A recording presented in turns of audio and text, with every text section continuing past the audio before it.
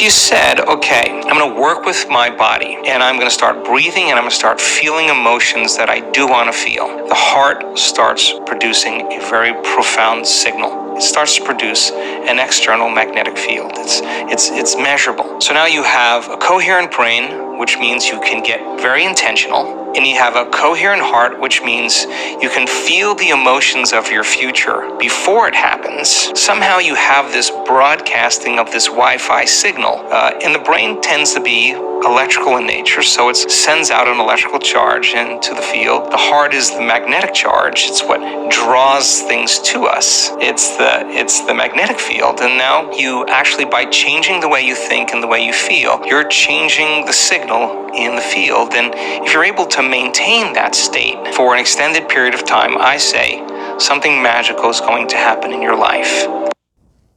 The movie The Matrix is not science fiction. It's a documentary. Every human, and it's a fact, every human first 7 years is download a hypnosis. The brain of a child under 7 is in a lower vibrational frequency. When you put wires on a person's head, you read electroencephalograph. A child below 7 has a lower vibration than consciousness. It's called theta. Theta is imagination. Theta is also hypnosis. And the idea is this: before you can become conscious, if you don't have any programs, what are you going to be conscious of? 95% of our life, it's a fact, comes from those programs in the subconscious. Give me a child until it's 7 and I will show you the man.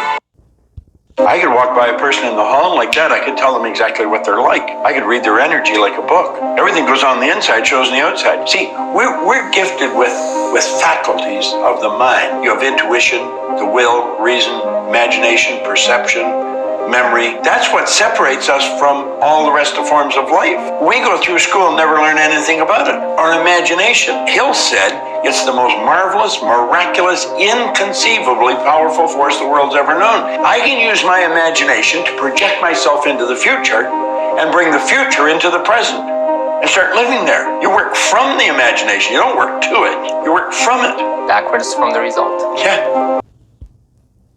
The different scriptures say things like, in the beginning was the word. It's energy. It's a vibration that then becomes flesh. It condenses itself into perception. It condenses itself into thoughts. It condenses itself into experience. So oftentimes people are just casual with their conversations, not understanding that they're actually setting something in motion. Gossiping, talking bad about themselves even. They're setting things in motion. I don't want to say what I don't want to experience. I want to say what I want to experience. I'll say it's a magnificent day. Life is good. There's a way out of this. There's an answer to this issue. There's a solution somewhere. I'm going to stay there until that becomes flesh. Believe that you have received it. What it actually means, what is required for you to believe that you already have it. How can you overlook external reality and believe that you already have it? The answer to that takes us even deeper, where you have to become into full alignment with the power of the present moment and go deep into yourself, where you discover who or what you are beyond the thinking mind, beyond the ego. Discover that in essence you are consciousness, and consciousness is the unmanifested life that is the essence of all life, the source of all life, and contains everything that could ever be manifested in external reality. That already contains everything that you could wish for on a feeling level. Whatever you attain then comes out of the state of fullness, not out of a state of lack.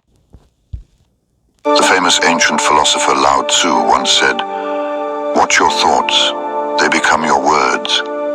Watch your words, they become your actions. Watch your actions, they become your habits.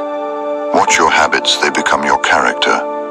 Watch your character, it becomes your destiny."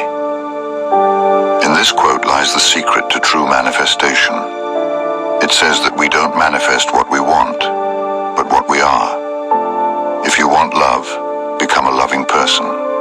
If you want to receive abundance, become a generous giver. If you want respect, respect others. If you want success, embrace challenges. So remember, the secret to manifestation is in your transformation. Focus on becoming, not just desiring.